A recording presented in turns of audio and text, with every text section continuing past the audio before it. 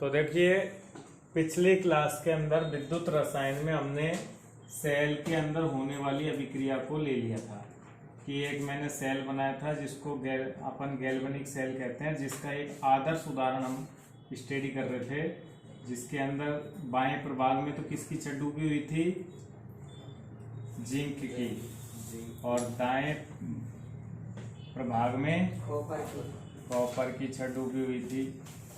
ऐसे कॉपर की छड़ थी, पतली थी ये। दोनों छड़ें एम्पियर या वोल्ट मीटर से जुड़ी हुई थी। बीच में एक लवण सेतु जुड़ा हुआ था, ठीक है, ऐसे लवण सेतु जुड़ा हुआ था।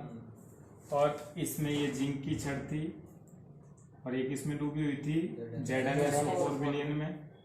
और ये कॉपर की छड़ थी जो किसमें डूबी हुई थी, ठीक है, कॉपर सल्फेट के विलयन में डूबी हुई थी। अब बात ये आती है कि इसके अगर मैं यूं सेल बना के दूं और फिर आपसे पूछूं कि भाई इस सेल में होने वाली अभिक्रिया क्या है, तो तुमको अभिक्रिया एनोड पर तो बताई थी, जिंक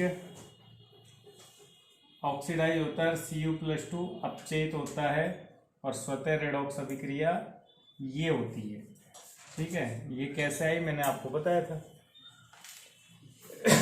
तो जब मैंने ये सेल आपको दिया तब आपने एनोड कौन सा है, कैथोड कौन सा है, एनोड पर कौन सी अभिक्रिया है, कैथोड पर कौन सी अभिक्रिया है, उस आधार पे आपने ये अभिक्रिया लिखी, ठीक बात। लेकिन आपको हर बार ऐसे सेल बना के नहीं दिया जाता है। जब क्वेश्चन आता है, जैसे अपनी एनसीईआरटी के अंदर भी क्वेश्चन है और एग्जाम में जब भी कोई क्वेश्चन आता है तब आपको हर बार सेल बना के नहीं दिया जाता है। आपको सेल को एक सूक्ष्म रूप में प्रदर्शित करके दिया जाता है, छोटे रूप में। फिर उससे आपको एक आइडिया निकालना होता है कि इस वास्तव में सेल के अंदर कौन सा सेल है, सेल की अभिक्रिया क्या है। तो पहले मैं आपको सेल कैसे प्रदर्शित होते हैं इस अभिक्रिया के माध्यम से सिखाता हूँ, फिर कोई सी भी अभिक्रिया हो तुम समझ जाओगे।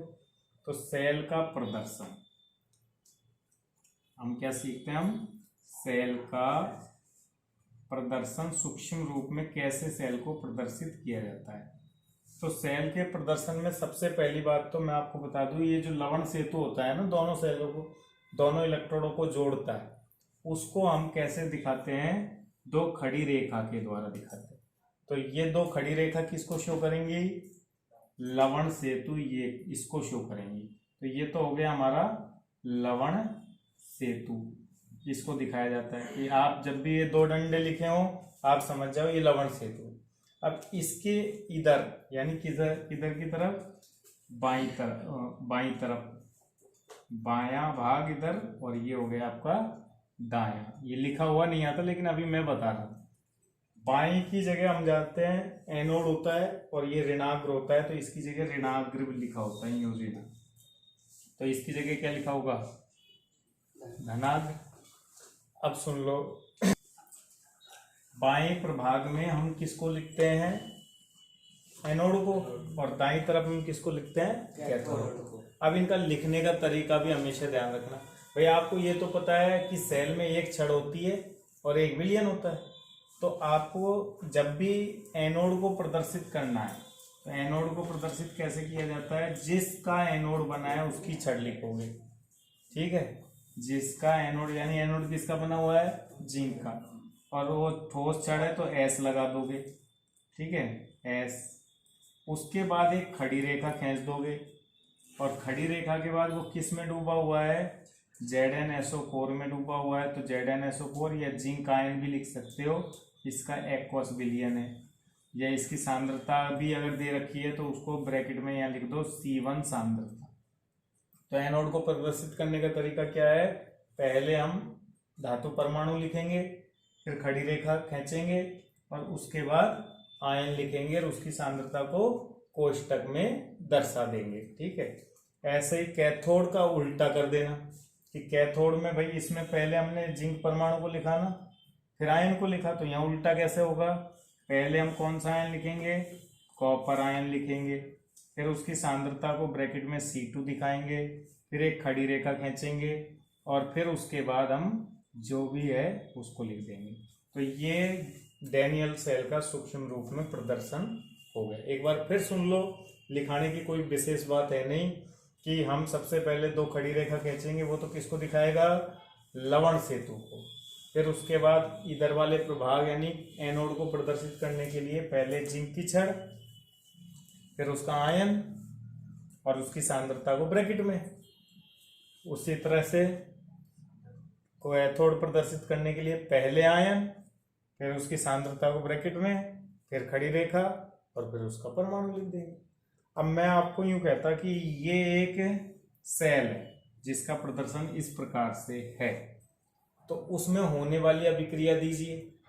ठीक है, तो अभी तो उसमें होने वाली अभिक्रिया ऊपर लिखी हुई है। अब मैं आपको देखो एक एग्जाम्पल उठा लेता हूँ कि एक एग्जाम्पल लेता हूँ, तुम आप सब इससे सेल को प्रदर्शित करके बताओगे मुझे, है ना, कि सेल कैसे प्रदर्शित हो रहा है। ठीक है, तो लिखिए नहीं सेल तो पहले मैं सेल का प्रदर्शन दे रहा हूं आपको। प्रदर्शन है एक क्वेश्चन हो गया, एक गैल्वेनिक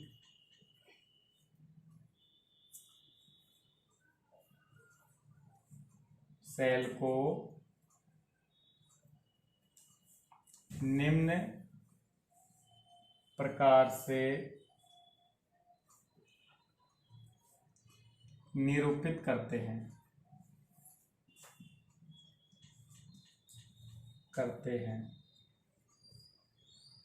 अब निरूपित ऐसे किया, Ni+2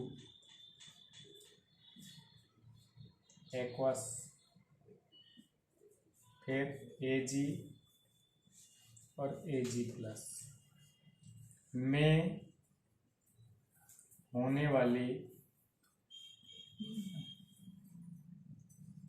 रेडॉक्स अभिक्रिया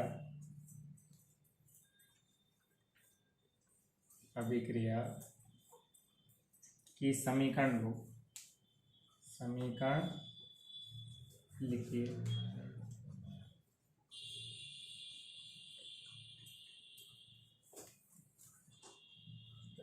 सुन लो भाई, ये जो सेल प्रदर्शित है, अब इस आपको क्या क्या इंफॉर्मेशन मिल गई। सबसे पहली इंफॉर्मेशन मैं अगर आपसे पूछूं एनोड कौन है, एनोड कौन है इसमें देख के प्रदर्शित में, निकिल का एनोड है। और एनोड पर कौन सी अभिक्रिया होती है, यानी यहाँ एनोड है, जिंक की जगह कौन आ गया, निकिल, तो किस में डूबा हुआ होगा, Ni+2 के आयनों के विलयन में यानी NiSO4 में डूबा होगा। और कैथोड कौन है, Ag, तो कॉपर की जगह कौन हो गया, Ag, तो वो किस में डूबा होगा, Ag आयनों के विलयन में। मैं आयन ही ले रहा हूं, कोई भी उसमें ऋण आयन तो लगा ही सकता है।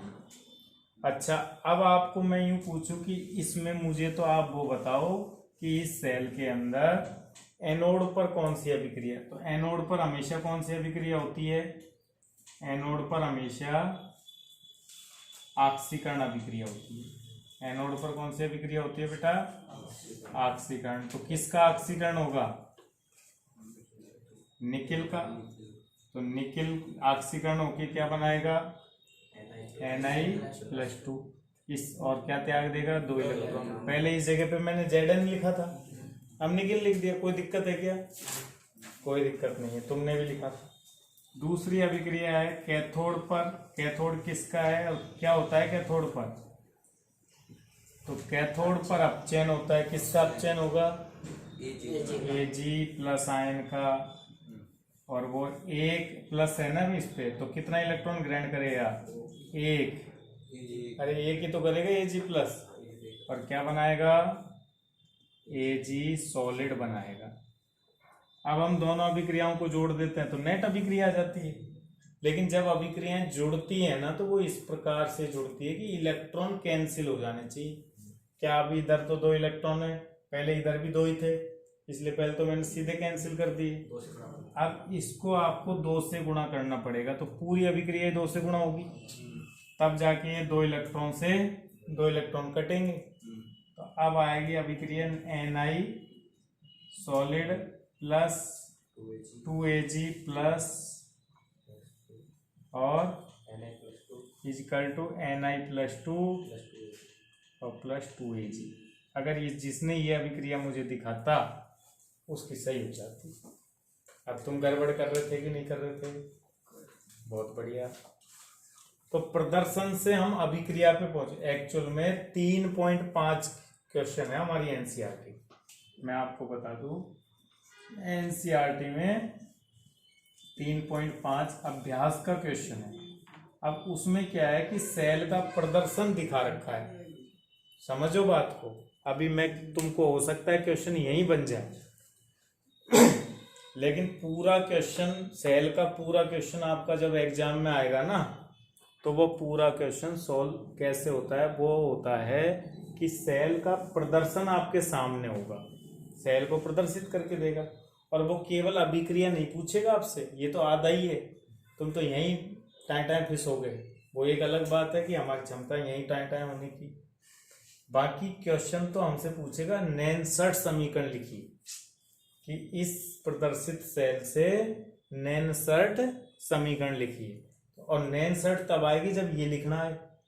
तो अभी मैं तुमको आधा ही ज्ञान दे रहा हूं कि पहले प्रदर्शित सेल से अभिक्रिया तो बना ले। तो 3.5 पूरा सॉल्व कब होगा? जब हम इससे नैनसर्ट निकालना सीख जाएं। तो नैनसर्ट निकालना भी सीखेंगे, उसमें थोड़ा टाइम लगेगा, लेकिन अभी हमारा एक स्टेप तो पार कर लें हम। क्या? कि प्रदर्शित सेल से अभिक्रिया लिखना तो आ जाए। तो मैं थोड़ा सा एक बार और प्रयास कराता हूं तुमको। अब की बार तुम जरूर लिखोगे, मुझे उम्मीद है कि एक बार और। ठीक है?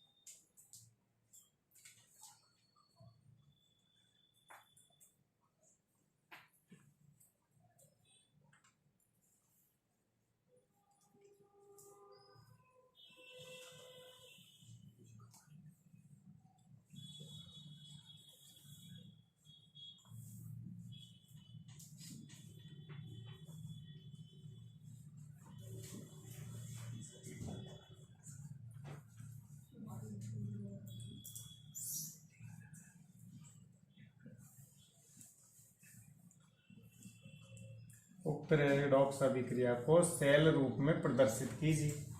अब पहले हमने क्या किया था? सेल मैंने खुद ने दिया था प्रदर्शन, और अभिक्रिया तुमसे पूछी थी। अब मैं उल्टा हो गया, मैंने क्या कर दिया? अभिक्रिया मैंने दे दी, प्रदर्शन तुम करके बताओ। तो प्रदर्शन क्या होगा तुम कर दिखाओ मुझे भाई। अब ये चित्र, जैसे ये चित्र कैसे इसका दिमाग क्लिक करता है, इसलिए इसने चित्र बनाया। कोई बात नहीं, बना लो, भले चित्र भी बना लो कि भाई यहाँ बदल दिया, लेकिन हमारे पास चित्र थोड़ी आएगा ना, चित्र बनाने की जरूरत है। हमको पता है कि इस अभिक्रिया में से उसे निकालो पहले जिसका ऑक्सीकरण हो रहा है, और ऑक्सीकरण किसे कहते हैं? इलेक्ट्रॉन त्यागना। तो यहाँ जिंक ने इलेक्ट्रॉन त्यागे कि एजी ने इलेक्ट्रॉन त्यागे हैं? जिंक ने। तो जिंक ने इलेक्ट्रॉन त्यागे हैं, तो जिंक का क्या हो रहा होगा? ऑक्सीडेशन, ऑक्सीकरण हो रहा होगा। तो फिर बचा हुआ एजी का क्या हो रहा होगा? रिडक्शन।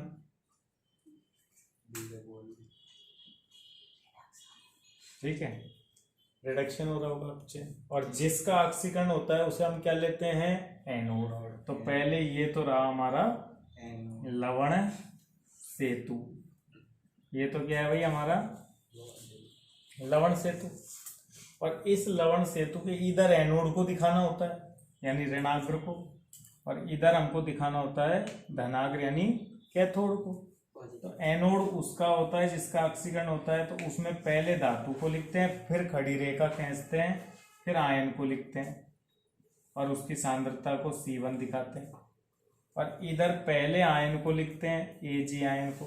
अब तुम कहोगे साहब ये दो भी तो है, तो मैं 2 Ag आयन लिख दूं क्या? तो ध्यान रखे कि इसमें कुछ गुणांक होते हैं ना, तो गुणांक प्रदर्शन में शामिल नहीं किए जाते हैं, केवल आयन ही दिखाए जाते हैं। जैसे मैंने पिछले में नहीं दिखा, गुणांक अपने आप आ गया था, तो गुणांक तो अपने आप आ जाता है, आपको उसे लेके नहीं चलना प्रदर्शन में। और सांद्रता इसकी C2 मान लो, ये C2 सांद्रता हो, तो बताओ प्रदर्शन में क्या दिक्कत आई क्या भाई? एनोड में पहले धातु फिर आयन, कैथोड में पहले आयन फिर धातु, यही तो करना होता है हमको। तो ऐसे आप प्रदर्शित कर लोगे। लेकिन अगर हाइड्रोजन आ जाए इस प्रदर्शन में, तो हाइड्रोजन की कहानी थोड़ी अलग चलती है, तो इसलिए मैं हाइड्रोजन की कहानी भी बताऊंगा, लेकिन थोड़ी देर बाद में। अभी मैं ये लवण सेतु वर्ड आ रहा है, इस थोड़ा सा लवण सेतु के बारे में भी पूछ लेता है एग्जाम, इसलिए हम लवण सेतु के बारे में और पढ़ लेते हैं। तो हेडिंग डालिए आप, लवण सेतु, साल्ट ब्रिज।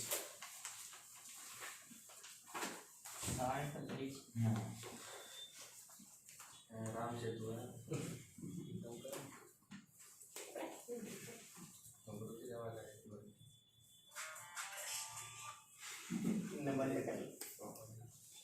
लवण सेतु तो क्या होता है? आप वैसे सेल में जानते हो कि दो प्रभाग होते हैं ना, ऐसे सेल में दो प्रभाग होते हैं, दोनों प्रभाग किससे जुड़े हो, कनेक्ट रहते हैं? लवण सेतु से ऐसे कनेक्ट रहते हैं। तो एक उल्टे आकार की, उल्टे यू के आकार की नली हो गई ना, तो यह लिखते चलो, यह एक उल्टे यू, उल्टा यू हो गया, या उल्टे यू को यू लिख दूं, आकार की, तो उल्टा लिखा है तो फिर तो यू ही लिखूंगा, ठीक है। यू आकार की नलिका होती है,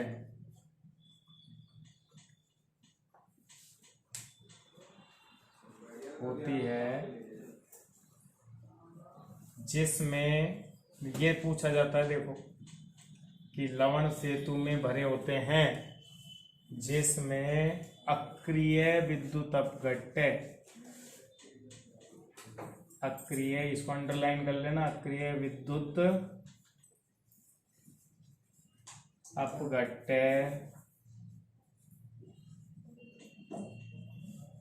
पदार्थ, जिसमें तीन नाम है, KCl, NH4Cl और KNO3 आदि, अगर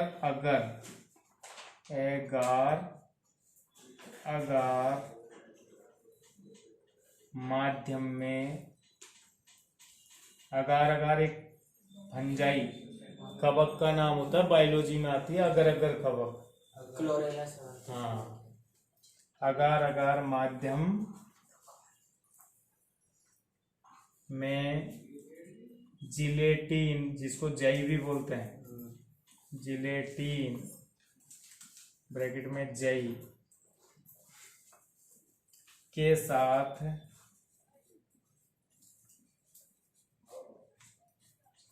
पेस्ट बनाकर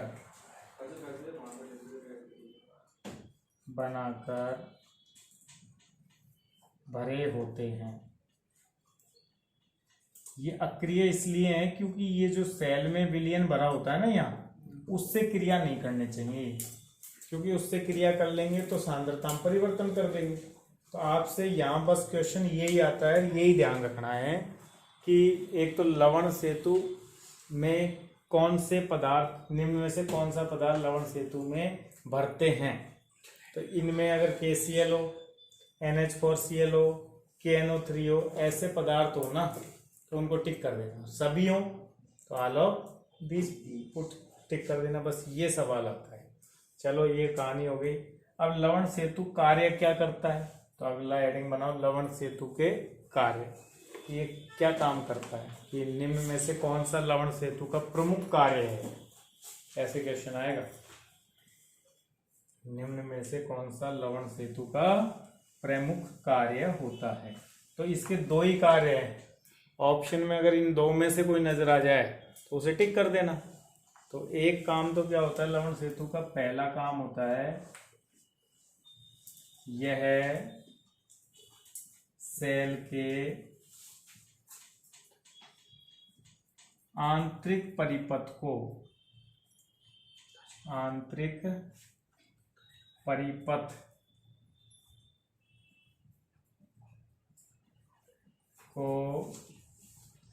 पूर्ण करता है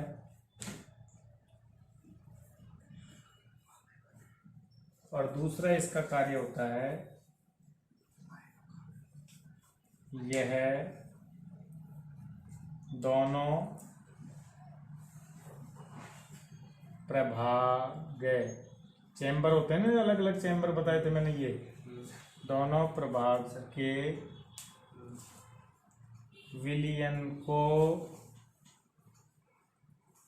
विलयनों को विद्युत उदासीन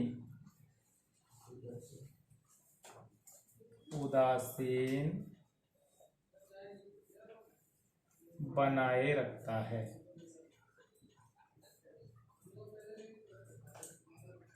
तो कितने काम हो गए, दोनों हो गए। अब आपके क्वेश्चन आएगा, मैंने बता दिया क्वेश्चन कैसे आएगा कि लवण सेतु का प्रमुख कार्य कौन सा है। तो इनमें से ऑप्शन दिखेगा एक, टिक कर देना। और फालतू की बकवास दिखेंगे 3 ऑप्शन हो कि लवण सेतु तो बहुत मेहनत करता है, ठीक है, लवण सेतु नहीं होता तो दुनिया नहीं होती, ऐसे और लगे तो उटपटांग ऑप्शन, कहने का मतलब, ठीक है, होते हैं ऐसे भी ऑप्शन। तो उनको जो जिनका सेल से कोई लेना देना ही नहीं, कहीं तो यूं ही आ जाते लवण सेतु क्या करता है, तो ये 2 पुलों को जोड़ने का काम करता है राम सेतु की तरह। तो वो भी ऑप्शन देते कि कुछ भी अरे यार सेतु तो यही काम करेगा, कनेक्ट करेगा सेतु, ये कान की झिल्लियों को जोड़ने का काम करता है, ऐसे भी ऑप्शन हो सकते हैं, ठीक है। तो वो थोड़ी है, हमारा पता है सेल के से रिलेटेड एक ही ऑप्शन दिखेगा, वही सही। तो ये क्वेश्चन पॉपुलर है इसलिए मैंने बताया आपको, बीच में लवण सेतु का काम। अब हम वापस वहीं थोड़ा देर रोको देंगे, बस थोड़ी देर। तो मैं आपको जब जो ये सेल विभव बता रहा हूं, ये सेल उसमें देखो 3.5 की तैयारी करवा रहा हूं मैं। 3.5 जो क्वेश्चन है हमको 3 दिन में जाके होगा, आज ही नहीं होने वाला, क्योंकि उसमें सेल को प्रदर्शित करके दिखा रखा है। और प्रदर्शित सेल से हमको अभिक्रिया लिखना आनी चाहिए, स्टेप फर्स्ट क्या लिखनी आनी चाहिए, अभिक्रिया। और अभिक्रिया के बाद नैनसट समीकरण लिखनी आनी चाहिए। उसके बाद हमको सेल विभव भी निकालना आना चाहिए। तो सेल विभव क्या होता है मैं उसकी भी बात बता देता हूँ, वो कैसे निकलेगा। तो अगला हेडिंग हमारा है सेल विभव। सेल विभव, अब एक चीज होती है सेल विभव, जैसे ये जो सेल होता है ना यूं, और ये लवण सेतु होता है, तो ये जो सेल होता है ये इलेक्ट्रोड होते हैं। तो ये दोनों इलेक्ट्रोडों के मध्य जो विभव है, विभवांतर जो आएगा, विभव अंतर, अगर सेल से कोई भी किसी भी प्रकार की धारा नहीं ली जा रही हो, सेल जब खुले परिपथ में हो, तो दोनों इलेक्ट्रोडों के मध्य विभव का अंतर ही क्या कहलाता है, सेल विभव। तो परिभाषा लिखो, जब सेल खुले परिपथ में होता है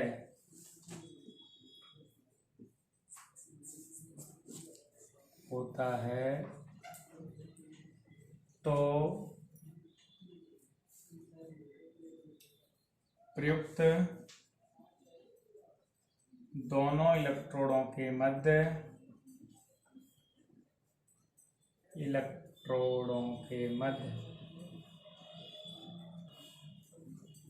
विभव अंतर को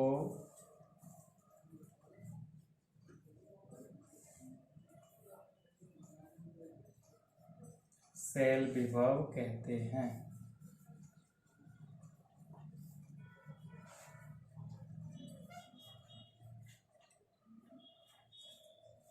साधारणतः इसकी गणना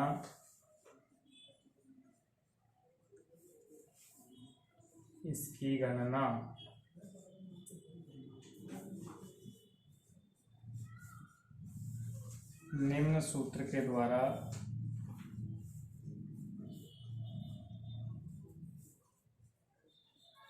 की जाती है।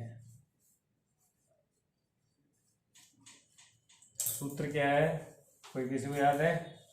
ई सेल बराबर ई कैथोड, कैथोड का इलेक्ट्रोड विभव यानी इधर वाले का माइनस एनोड का इलेक्ट्रोड विभव। इस सूत्र से ध्यान रहे, लेकिन इस सूत्र में हम किसका, दोनों इलेक्ट्रोडों के अपचयन विभव का ही इस्तेमाल करेंगे।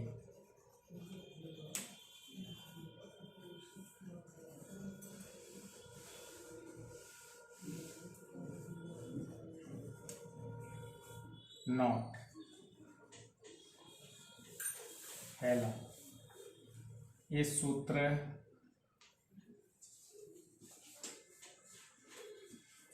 में दोनों इलेक्ट्रोडों के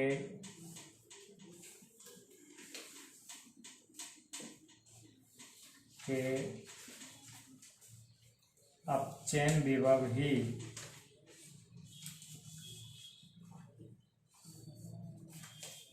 उपयोग में लाए जाते हैं।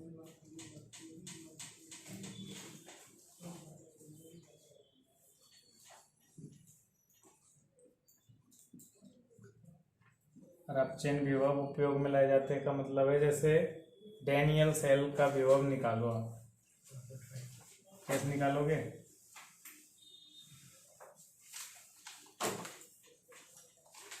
तो क्वेश्चन लिख लो यहाँ, डैनियल सेल के मानक इलेक्ट्रोड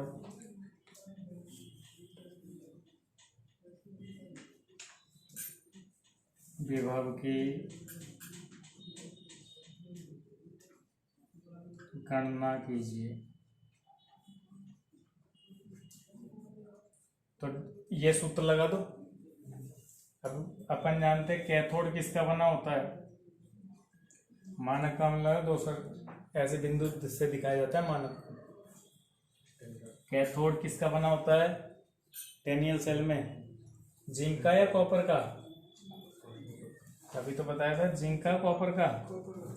तो अपचयन का मतलब है Cu+2 से Cu में बदलने वाला विभव, और माइनस एनोड किसका बना होता है जिंक का, तो उसका भी हमको जिंक पर आया। हालांकि ऑक्सीकरण की क्रिया होती है, लेकिन इसमें हम दोनों ही कौन से विभव लेंगे, इसलिए इसमें भी यही वाला विभव लिखना है।